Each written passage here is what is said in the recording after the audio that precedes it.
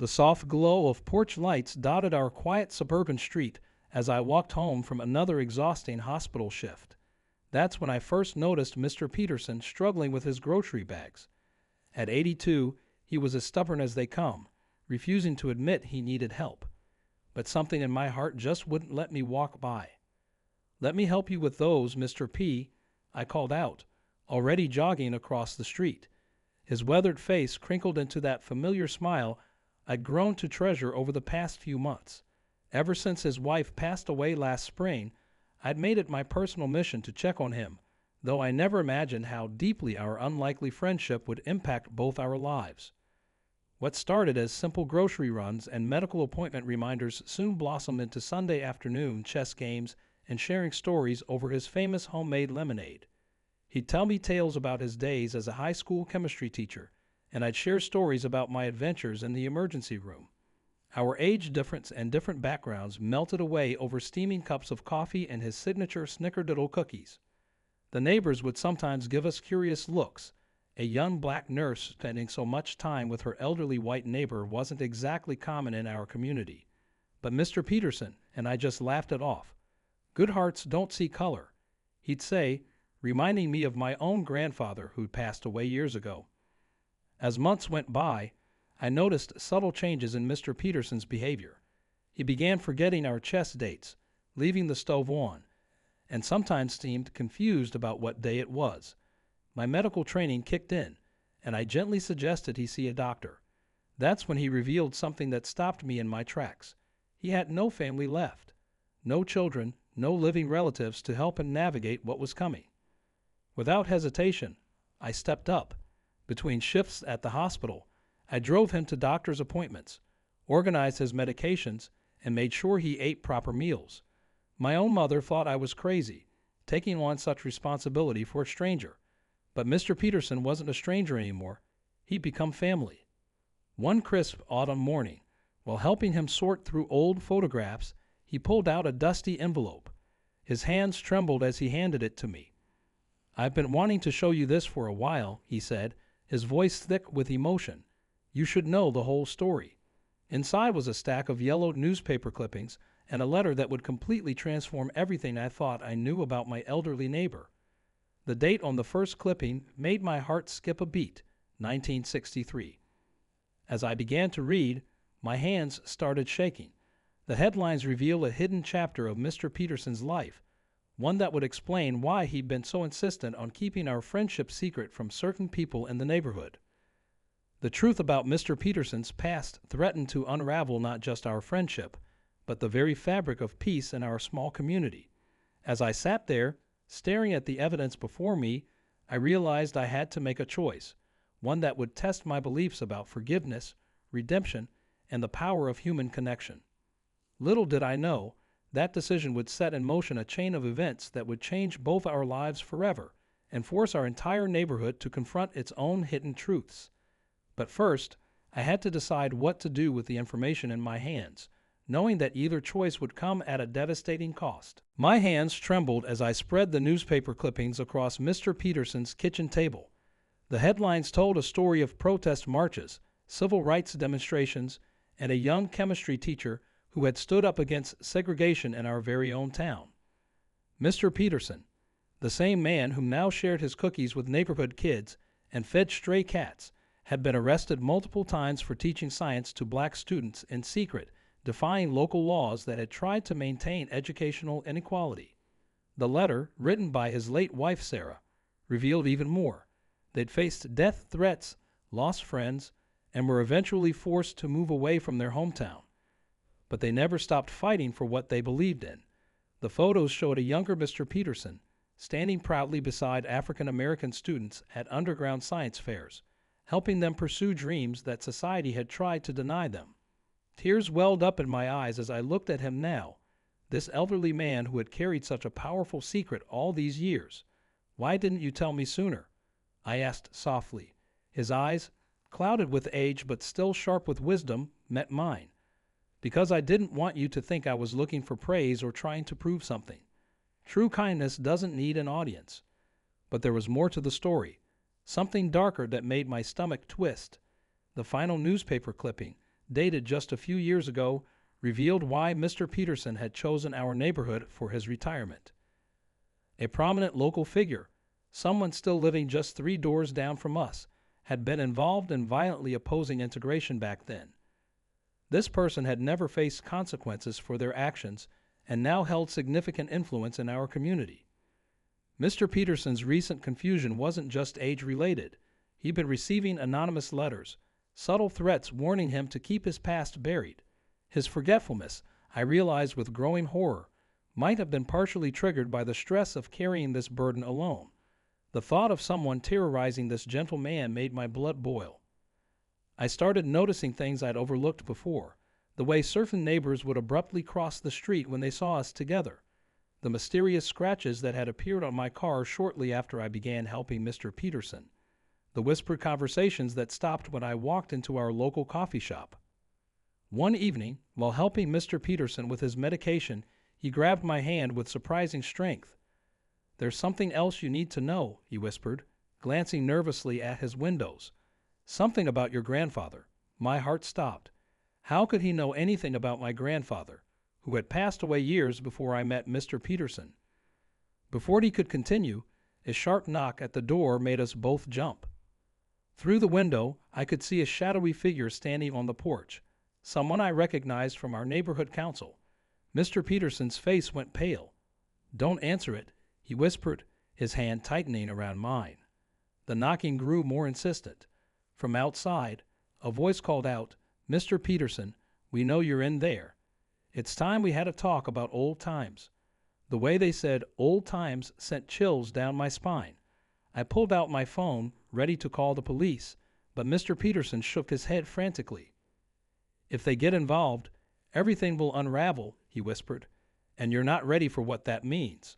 His eyes darted to an old photo album on his shelf, one I'd never seen before. "The truth about your grandfather. It's all in there. But once you open it, there's no going back." The knocking had stopped, but the silence that followed felt even more threatening. I stood frozen, torn between my duty to protect my elderly friend and the burning need to uncover the truth about my own family's connection to this unfolding mystery. In the tense silence that followed, Mr. Peterson moved with surprising swiftness for his age. He retrieved the photo album and pressed it into my hands just as headlights swept across his living room windows. More cars were pulling up outside. My heart pounded as I recognized several vehicles belonging to prominent community members. "Take the back door," he whispered urgently. "Whatever happens tonight, you need to protect those photos. They're not just about your grandfather. They're evidence of everything that happened here." His voice cracked with emotion. "Your grandfather was my friend, one of the bravest men I ever knew. He helped us document everything." The realization hit me like a thunderbolt. My grandfather, who I'd always known as a quiet church deacon, had been a secret photographer during the civil rights movement. These photos weren't just personal memories. They were historical documentation of events some people desperately wanted to keep buried. As voices approached the front door, Mr. Peterson hurried me toward his kitchen.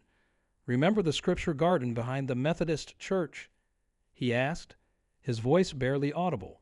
"Meet me there tomorrow at dawn. There's someone you need to talk to. Someone who's been waiting decades to share their story." I slipped out the back door just as I heard the front door open. From the shadows of Mr. Peterson's garden, I could hear raised voices inside. My instincts screamed at me to go back and protect him, but I knew the photo album in my hands might be even more important than either of us. Racing home through back alleys, I couldn't shake the feeling I was being followed. Every rustle of leaves made me jump. When I finally reached my house, I noticed my hands were shaking so badly I could barely get the key in the lock. Inside, I headed straight for my closet, where I kept an old fireproof safe, a gift from my mother that I'd never really used until now. As I secured the album, my phone buzzed with a text from an unknown number. "You're digging up bones better left buried. Some stories aren't meant to be told." My blood ran cold when I realized they had my number. Sleep was impossible that night. I paced my living room, jumping at every sound outside. Around 3 in the morning, I heard a commotion from the direction of Mr. Peterson's house. Emergency vehicle lights painted my walls in rotating red and blue. My heart nearly stopped when I saw an ambulance pull up to his home. I threw on a jacket and ran outside, only to be stopped by a police officer I'd never seen before. "Nothing to worry about," he said with a smile that didn't reach his eyes. "Just a routine medical check on an elderly resident. You should go back inside." Something about his tone made my skin crawl. Through the crowd, I caught a glimpse of Mr. Peterson being helped into the ambulance. Our eyes met briefly, and he gave me a nearly imperceptible nod. Then I noticed something that made my blood freeze. The community members who'd arrived earlier were huddled together, watching the scene with expressions that seemed more satisfied than concerned. Dawn was approaching, and I had a decision to make. The Scripture Garden meeting might be a trap, but it might also be my only chance to understand the truth. As I watched the ambulance drive away, my phone buzzed again. This time, it was a message from Mr. Peterson's number, but the words made it clear someone else was using his phone. "Time's up. Make the right choice." Standing there in the pre-dawn darkness, I realized I was at the center of a decades-old conflict that had never really ended. The photo album in my safe wasn't just a collection of memories. It was a weapon of truth that could either heal our community or tear it apart. As dawn broke over the Scripture Garden, I found it empty except for an elderly woman tending to the roses. Her familiar face stopped me in my tracks. Mrs. Thompson, our church corps director for the past 30 years. She turned to me with tears in her eyes. "I've been keeping Mr. Peterson's secret for half a century. Now it's time you knew the whole truth." She pulled out a worn leather journal from her gardening bag. "Your grandfather didn't just take photos," she explained, her voice trembling. "He was part of an underground network. Mr. Peterson's science classes were just the beginning. They were helping people escape dangerous situations, saving lives while risking their own." Before she could continue, her phone buzzed. The color drained from her face as she read the message. "They're at my house," she whispered. "They're going through my things. We need to move now." As we hurried toward her car, I spotted 2 familiar vehicles from last night's confrontation cruising slowly past the church. We drove to a small diner on the outskirts of town, where Mrs. Thompson revealed something that shook me to my core. The recent string of anonymous threats wasn't just about keeping the past hidden. It was about preventing the exposure of ongoing injustices. Some of the same people who'd opposed integration were now involved in a modern-day scandal involving discriminatory housing practices and education funding. "That's why they're so desperate to silence Mr. Peterson," she explained. "He's been quietly gathering evidence for years, building a case. Your grandfather's photos were just the beginning.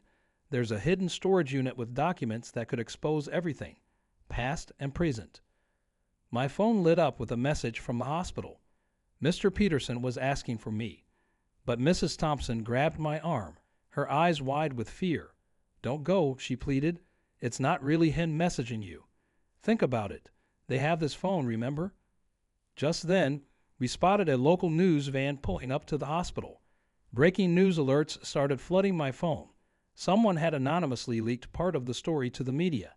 The messages from the unknown number turned frantic. "Last chance.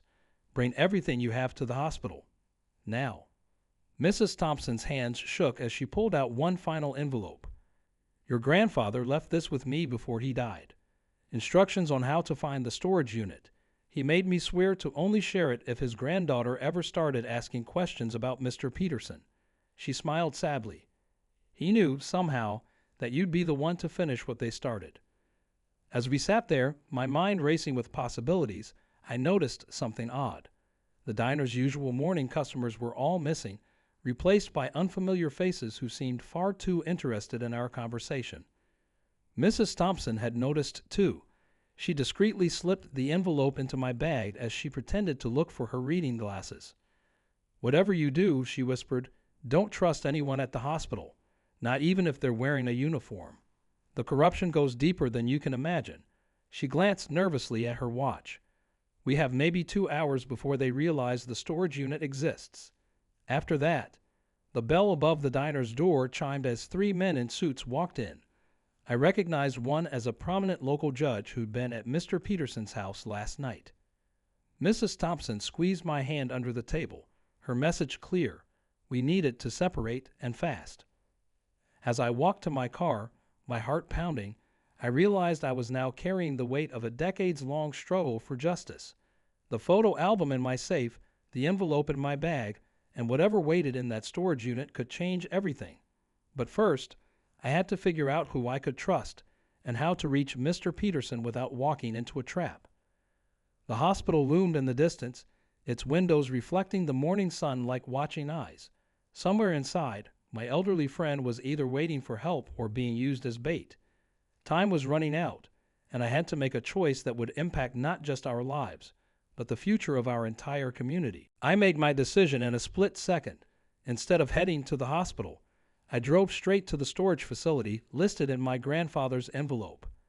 If they wanted those documents so badly, I needed to see them first. The whole truth needed to come out, no matter the cost. My hands trembled as I input the storage unit code. When the door rolled up, I gasped. The unit was empty except for a single USB drive taped to the back wall. Below it, written in what looked like fresh paint, were the words, "Gotcha." My heart sank as I realized I'd walked right into their trap. But then I heard a familiar voice behind me, right on time. It was Mr. Peterson, standing there with Mrs. Thompson and, to my complete shock, the local news crew I'd seen at the hospital. The emergency had been a diversion. The threatening messages, the midnight confrontation, even the ambulance ride, all carefully orchestrated to make our opponents show their hands. "Your grandfather taught me something important," Mr. Peterson said, his eyes twinkling with their old spark. "Sometimes you have to let your enemies think they're winning to catch them in their own trap." He pulled out his phone, showing me a live stream of his hospital room, where several prominent community members were currently searching for documents that didn't exist. Mrs. Thompson stepped forward, holding up her phone. She'd been recording everything: the threats, the intimidation attempts, the corrupt officials abusing their power. The news crew had every second of it, but the real bombshell was still to come. The USB drive wasn't a decoy. It was real, containing decades of meticulously gathered evidence. Mr. Peterson hadn't been suffering from confusion at all. Every forgetful moment had been an act to lower their guards, giving him time to organize his evidence and find allies within the community who were willing to stand up for change. As we stood there, his phone buzzed with messages from the hospital room live stream. They'd finally realized the room was empty. "Should be about 3 minutes before they figure out where we are," he said calmly. "Just enough time to go live with the truth." But life had one final twist in store. As the news crew set up their equipment, a large group of people began arriving at the storage facility. My heart stopped until I recognized them. Dozens of former students Mr. Peterson had taught in his secret classes, now successful doctors, lawyers, and teachers themselves. They'd never forgotten what he'd done for them, and they'd come back to stand with him. Among them was an FBI agent who'd been building a federal case against the corruption in our town. Mr. Peterson's evidence was the final piece they needed. As police cars surrounded the storage facility, they weren't coming for us. They were coming to arrest the real criminals. The look on the corrupt officials' faces when they arrived to find federal agents waiting was something I'll never forget. But the most powerful moment was yet to come. Mr. Peterson opened his briefcase and pulled out one final photograph: my grandfather and him, standing together outside a newly integrated school, arms around each other's shoulders. "Your grandfather's last words to me," he said softly, "were that sometimes love is quiet, working in the background, waiting for the right moment to change everything." He knew that someday his granddaughter would help finish what we started. As the morning sun rose over our small town, I watched history being made once again. The truth finally came to light, not with violence or hatred, but with the quiet strength of people who'd never stopped believing in justice. Mr. Peterson squeezed my hand, tears in his eyes as he watched his former students tell their stories to the news cameras. In the end, the most shocking twist wasn't about the corruption or the conspiracy. It was about hope, how it can survive decades of darkness passed down through generations, waiting for the right moment to bloom. Our story wasn't just about exposing the past. It was about changing the future, one act of courage at a time. In the months that followed, Our small town underwent a transformation that none of us could have imagined. The federal investigation led to multiple arrests and resignations, but more importantly, it sparked a community-wide conversation about healing and reconciliation. The photo album that had started everything became part of a permanent exhibition at our local library, reminding everyone that courage often comes in quiet moments of choosing right over easy. Mr. Peterson's health actually improved once the stress of carrying his secret was lifted. These days, you can find him back in his element, teaching free science classes at the community center. His students range from young kids to retirees, all drawn by his gentle wisdom and infamous snickerdoodle cookies. He loves telling them about my grandfather, showing them how two men from different worlds built a friendship that changed countless lives. Mrs. Thompson still tends to the scripture garden, but now she has help. Every weekend, people gather there to share stories and plant new flowers. It's become a place of healing, where old wounds are finally being acknowledged and addressed. The roses my grandfather photographed all those years ago are blooming brighter than ever. The storage facility has been converted into a civil rights museum, with the empty unit serving as a powerful reminder of how truth can emerge from the most unexpected places. School groups visit regularly, learning about both the darker chapters of our town's history and the quiet heroes who never stopped working for change. My relationship with Mr. Peterson has grown even deeper. Every Sunday, we still play chess, but now we're joined by others, former students, young activists, and even some former opponents who've had a change of heart. Over coffee and cookies, we talk about how small acts of kindness can ripple outward, transforming communities in ways we might never see. The news crew that helped expose the truth created a documentary about our story, but the most powerful moment wasn't caught on camera. It was when the grandchild of one of the main opponents came to Mr. Peterson's door. They came seeking forgiveness for their family's past actions and found not just forgiveness, but a mentor who helped them establish a scholarship fund for underprivileged students. Last week, I found a letter from my grandfather that Mrs. Thompson had saved for the right moment. In it, he wrote about his hopes for the future, not just for his family, but for our town. He believed that someday, the truth would come out in a way that would heal rather than hurt. Sometimes, he wrote, love takes the long way home. As I write this from Mr. Peterson's porch, watching him teach a young girl about chemical reactions, I understand what my grandfather meant. Change doesn't always come in dramatic moments. Sometimes it comes in small gestures, a helping hand with groceries, a shared story, a choice to see beyond our differences to our shared humanity. The photo of my grandfather and Mr. Peterson still hangs in his living room, but it's now surrounded by new pictures, images of healing, growth, and community. Every person who visits adds to the story, proving that the past doesn't have to define our future. Mr. Peterson likes to say that the real miracle wasn't exposing the truth, it was what people chose to do with it afterward. In the end, our story wasn't just about righting old wrongs. It was about the courage to believe in better things, the strength to choose love over fear, and the power of ordinary people to create extraordinary change. As the sun sets over our changed community, I realize that some stories don't really end. They just open the door for new ones to begin. And in our little town, those new stories are being written every day, one act of kindness at a time.